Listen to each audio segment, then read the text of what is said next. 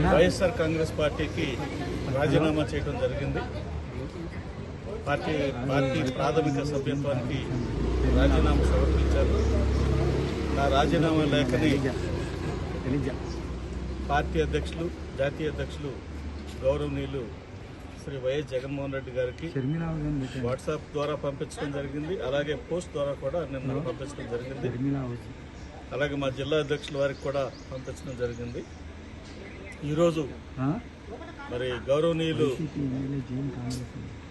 Sharmila madam గారి చేతుల మీదుగా కాంగ్రెస్ పార్టీలో చేరటం జరిగింది.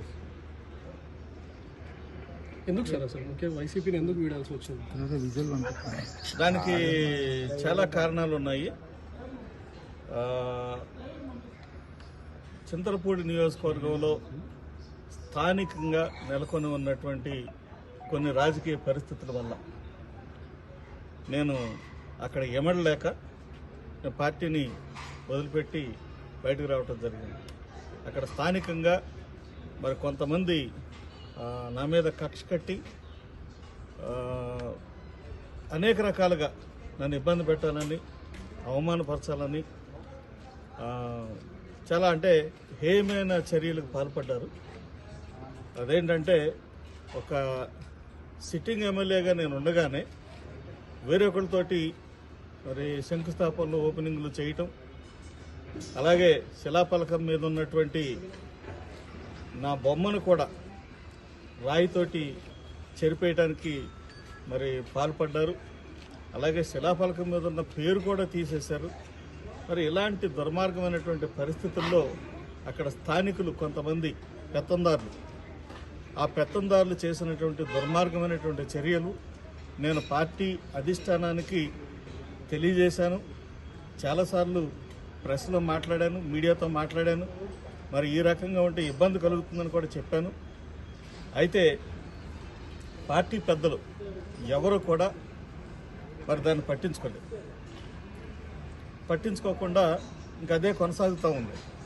అలాగే మరి మా పార్టీ అని అనుకుని నేను ఎంతో కష్టపడి నేను పనిచేశాను.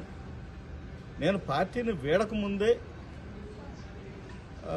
రీజనల్ కోఆర్డినేటర్ గారు ఆయన చింతలపూడి నియోజకవర్గానికి రావటం, మరి అక్కడ మీటింగ్ జరపటం, నాకు కనీస సమాచారం కూడా ఇవ్వకపోవటం అనేది నాకు చాలా బాధను కలిగించింది. మరి ఇలాంటి ట్రూ సెక్యులరిజం పాటిస్తుంది కాంగ్రెస్ పార్టీ. కాంగ్రెస్ పార్టీలో ఎప్పుడు కూడా నేను కులాల బేస్ మీద రాజకీయాలు జరగటం కానీ, మతాల బేస్ మీద రాజకీయం జరగటం కానీ నేను చూడలేదు. నేను రాజకీయాల్లో చూస్తామనంటే ఎంతకాలం నుంచి అబ్జర్వ్ చేస్తామన్నా నాకు తెలుసు. సో ఇలాంటి ఇక్కడ మన రాష్ట్రంలో జరుగుతున్నటువంటి రాజకీయాలకి మరి రాబోయే కాలంలో మరి కాంగ్రెస్ పార్టీ అవసరం ఉందని చెప్పేసి నేను భావించి దీంట్లోకి రావడం జరిగింది. ఇందాక మీరు అన్నారు కుట్ర చేసినటువంటి వాళ్ళు ఎంపీ శ్రీధర్ కూడా ఉన్నారు. దానికి పేర్లు చెప్పడం ఎందుకు? ఆయన ఎంపీ సీట్ ఇవ్వలేదు కదా సార్, ఆయన ఇన్ఛార్జ్ ఇచ్చారు కదా. దానికి పేర్లు చెప్పడం ఎందుకు?